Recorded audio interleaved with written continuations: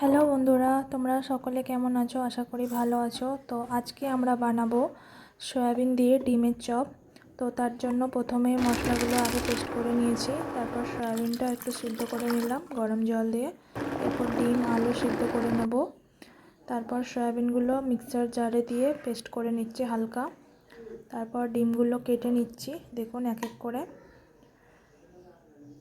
এই ডিম কাটা হয়ে গেছে, এবার ডিমের ভিতর থেকে কুসুমটা বের করে নেব। দেখুন ডিমের ভিতর থেকে আমরা কুসুমগুলো বের করে নিচ্ছি এক এক করে, কারণ এর মধ্যেই আমরা সয়াবিনের পেস্টটা দেব পুরোটা। তো এই দেখুন বাটির মধ্যে আমি সাজিয়ে নিচ্ছি। প্রথমে আলু ডিম ছোটো বাটি ছিল, হচ্ছিল না, তাই প্লেটে নিয়ে নিয়েছি। এরপর মশলাটা দিয়ে দেবো, মশলা লবণ একটু চিলি ফ্লেক্স দিয়ে তারপর ভালো করে মেখে নেবেন, হালকা হাতে ভালো করে মেখে নেবেন। নিয়ে এই দেখুন গোল গোল করে এবার এক এক করে ডিমের মধ্যে দিয়ে দিতে হবে।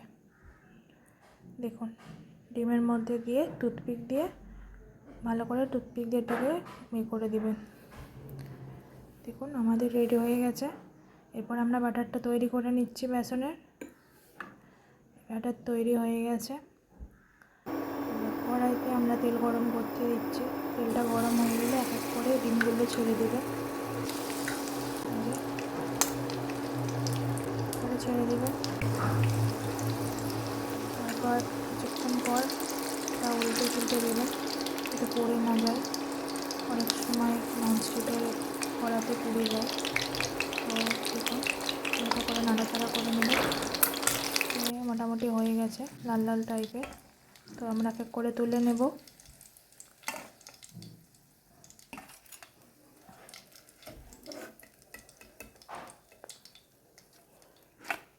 দেখুন আমাদের হয়ে গেছে। এরপর আমরা সেটাকে টমেটোর চাটনি বা যে কোনো সস দিয়ে আপনারা খেতে পারেন।